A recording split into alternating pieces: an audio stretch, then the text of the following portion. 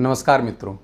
पिछले कुछ दिनों में आपने अवश्य ही सोशल मीडिया पर इस तरह के शॉर्ट्स, रील्स और वीडियोस देखे होंगे जिसमें यह दावा प्रस्तुत किया जाता है कि प्राचीन भारतीय ज्ञान में जो 33 करोड़ देवी देवताओं की बात की जाती है वह गलत है।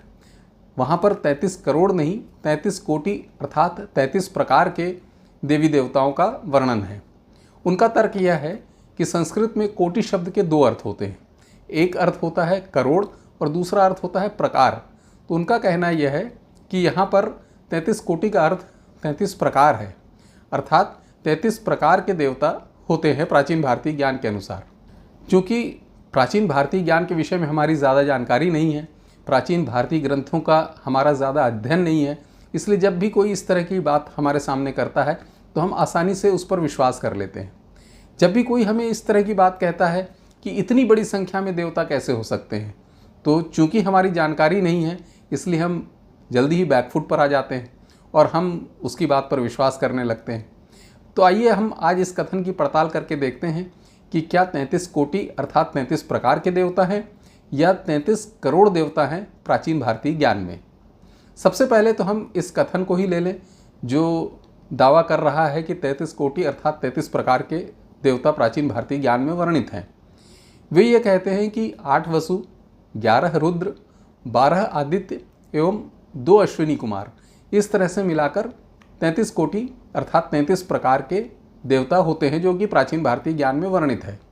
परंतु इसको अगर हम ध्यान से देखने की कोशिश करें तो आप देखेंगे कि इसमें जो 12 आदित्य हैं वो तो स्वयं एक प्रकार हैं। 12 आदित्य या 11 रुद्र अथवा 8 वसु ये तो स्वयं एक प्रकार हैं। इनको हम अलग अलग गिनती कैसे कर सकते हैं? तो यदि इन प्रकारों को हम एक मान लेंगे तो यह जो संख्या है यह 33 तक नहीं पहुंचेगी। तो यहाँ पर 33 कोटि अर्थात 33 प्रकार के देवताओं का दावा उनका स्वयं गलत सिद्ध हो जाता है, क्योंकि वे एक प्रकार को एक न लेकर उस प्रकार में उपस्थित जितने ही देवता हैं उन सबको गिन रहे हैं। तो यह गणना ही गलत है।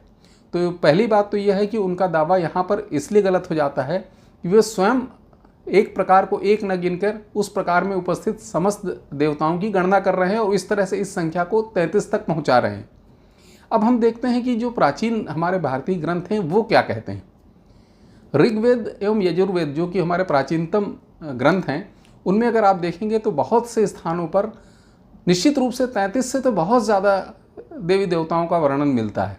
इसलिए यह बात तो स्पष्ट है कि 33 की संख्या नहीं है, 33 से ज़्यादा की संख्या का वर्णन तो हमारे यहाँ वेदों में ही वर्णित है।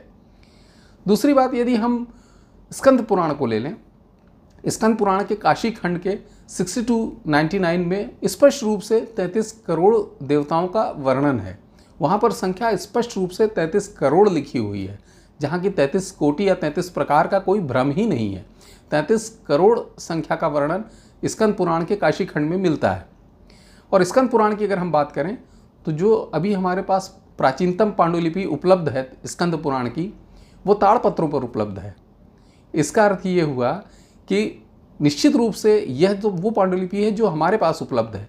इसके पूर्व में भी भारतीयों को यह जानकारी रही होगी, लोगों को यह ज्ञात रहा होगा कि संख्या 33 करोड़ है और पांडुलिपियाँ और भी उपलब्ध रही होंगी जो आज हमारे पास नहीं है। तो स्कंद पुराण स्पष्ट रूप से कहता है कि संख्या 33 करोड़ है देवी देवताओं की। अब प्रश्न यह उठता है कि इतनी बड़ी संख्या देवी देवताओं की कैसे हो सकती है? तो इसका कारण बहुत जो सरल है, जो हमारे समझ में नहीं आता है, वो इसलिए नहीं आता है क्योंकि हमें देवी देवता एवं ईश्वर में अंतर नहीं मालूम है।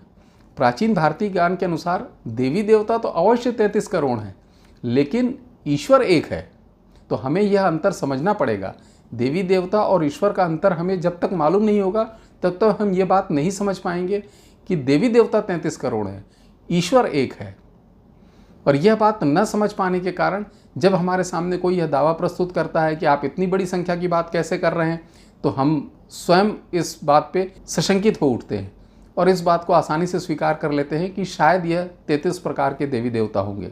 इसके साथ ही मैं आपका ध्यान एक सामान्य बात की ओर आकृष्ट करना चाहता हूँ जिसकी ओर शायद आपने ध्यान ही नहीं दिया होगा। जो ये लोग 33 प्रकार के देवताओं की बात कर रहे हैं उनमें आप देखें जो सामान्य रूप से जिनके हम पूजा करते हैं, आराधना करते हैं, जिनके मंदिर हम जाते हैं, उन देवताओं का तो इन 33 प्रकार में वर्णन ही नहीं है। तो उनकी गिनती इस 33 प्रकार में क्यों नहीं की गई है? तो निश्चित रूप से वो देवी देवता भी इस गिनती में आने चाहिए। और साथ ही आप देखें तो प्राचीन भारत में प्रत्येक परिवार या प्रत्येक कुल का एक कुल देवता या कुल देवी भी हुआ करती थी। तो वो कुल देवता और कुल देवियों की अगर हम संख्या जोड़ लें प्रत्येक परिवार की, तो भारत में ये संख्या बहुत ज़्यादा हो जाएगी। इसके साथ प्रकृति में हमने बहुत सारी प्राकृतिक शक्तियों को भी देवता माना है, जैसे अग्निदेव, वायुदेव, तो इस तरह के भी जो हैं वरुण देव। हम इन सब की भी अगर संख्या साथ में कर लें, प्रत्येक भारतीय परिवार के कुल देवता कुल देवियों की हम संख्या कर लें, और जो प्रसिद्ध जो हम जानते हैं देवी देवता जिनकी हम नियमित पूजा करते हैं, आराधना करते हैं, जिनके मंदिरों में हम जाते हैं, उनकी संख्या भी हम जोड़ लें, तो निश्चित रूप से अब हमें 33 करोड़ की संख्या बड़ी नहीं लगेगी। तो कहने का तात्पर्य सिर्फ ये है कि जो प्राचीन भारतीय ऋषियों ने 33 करोड़ की संख्या दी, या जो प्राचीन भारतीय ज्ञान में 33 करोड़ की जो देवी देवताओं की संख्या का वर्णन है, उसके पीछे कुछ न कुछ लॉजिक अवश्य है, वो ऐसे ही नहीं है। तो जब भी कोई व्यक्ति हमारे सामने प्राचीन भारतीय ज्ञान की बातों का खंडन करता है, तो हमें उसे अपने प्राचीन भारतीय ग्रंथों से अवश्य एक बार देखने का प्रयास करना चाहिए, उसकी पुष्टि करने का प्रयास करना चाहिए, क्योंकि प्राचीन भारतीय ऋषियों ने कोई भी बात ऐसे बिना कारण नहीं लिखी है। जो बहुत विद्वान ऋषि हुए, जिनकी बातें आज आधुनिक विज्ञान भी प्रमाणित कर रहा है, वो निरर्थक बातें लिख कर नहीं गए होंगे। तो हमें उसे अपने प्राचीन भारतीय ग्रंथों से अध्ययन करने का प्रयास करना चाहिए और उस पर विचार करना चाहिए कि उन्होंने ऐसा क्यों कहा होगा। आशा है कि यह बात अब आपको स्पष्ट हो चुकी होगी कि प्राचीन भारतीय ज्ञान में जो देवताओं की संख्या का वर्णन है वह 33 करोड़ ही है, 33 कोटि या 33 प्रकार नहीं। आशा है वीडियो आपको अच्छा लगा होगा, यह जानकारी आपको अच्छी लगी होगी। यदि यह जानकारी आपको अच्छी लगी हो तो कृपया इसे अपने अन्य मित्रों के साथ शेयर करें, जिससे कि प्राचीन भारतीय ज्ञान से संबंधित जानकारियाँ हम ज़्यादा लोगों तक पहुँचा सकने में सक्षम हो सकेंगे। इस वीडियो को लाइक करें एवं कृपया चैनल को सब्सक्राइब करें। बेल नोटिफिकेशन भी अवश्य क्लिक करें, जिससे कि इस तरह की वीडियो की जानकारी आपको समय पर मिल सके। धन्यवाद।